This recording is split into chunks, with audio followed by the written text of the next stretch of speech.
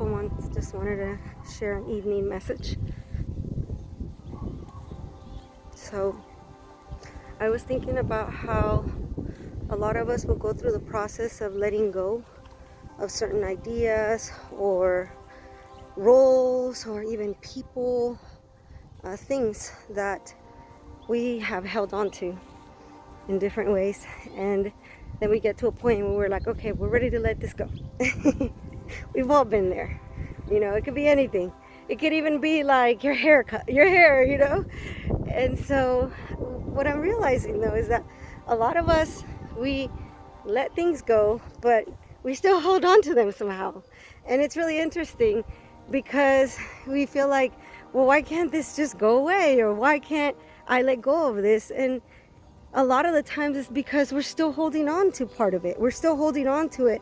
It's like, I've talked before about how we use sometimes things to make up our identity. So, certain roles, certain characteristics that we use to make up our identity, and we hold on to those things, and those things can either free us or they can keep us bound, right? They can restrict us somehow. So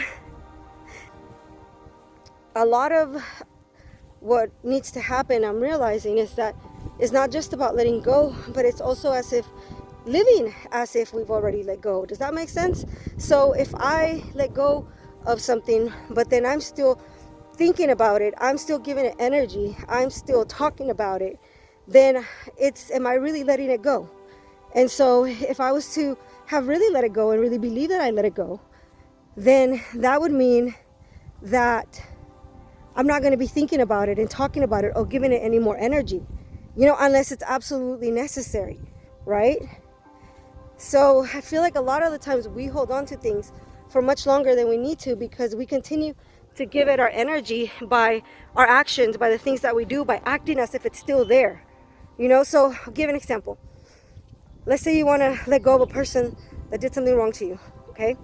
And you keep on thinking about them, or you keep on holding him in unforgiveness, or you hold him in resentment or contempt, or a vast number of things that you can feel towards someone who's wronged you, right? You feel like a victim, whatever it is. So those are the ways that we keep things. And instead, what would you do if you didn't have that? If you had let go of it and you had fully let go of it, what would you do? Can you live as if you let go of it? And does that make sense? So it's a lot about where we put our focus. What's the energy that we want to focus on?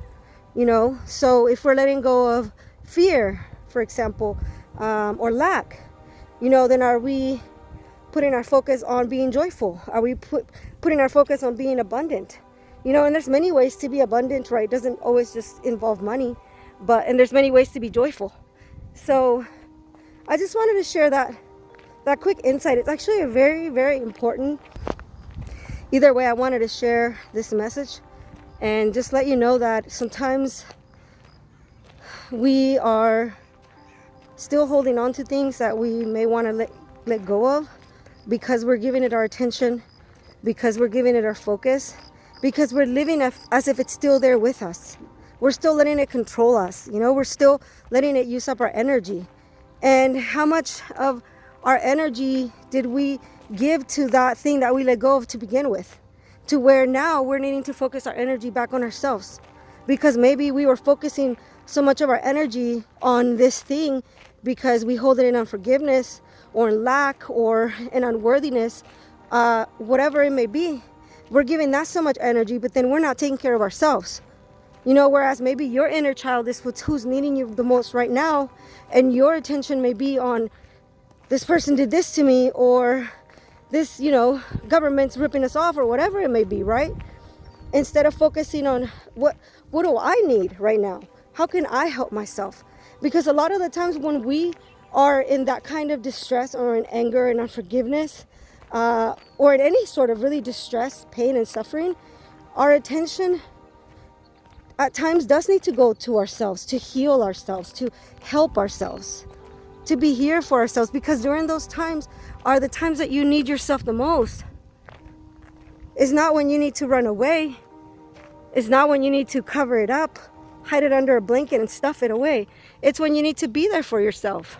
It's when you have to step up and be, you know, if you're an adult, be the adult parent to that inner child. And so, something to think about, you guys. I love you all. I hope you're all taking care of yourselves.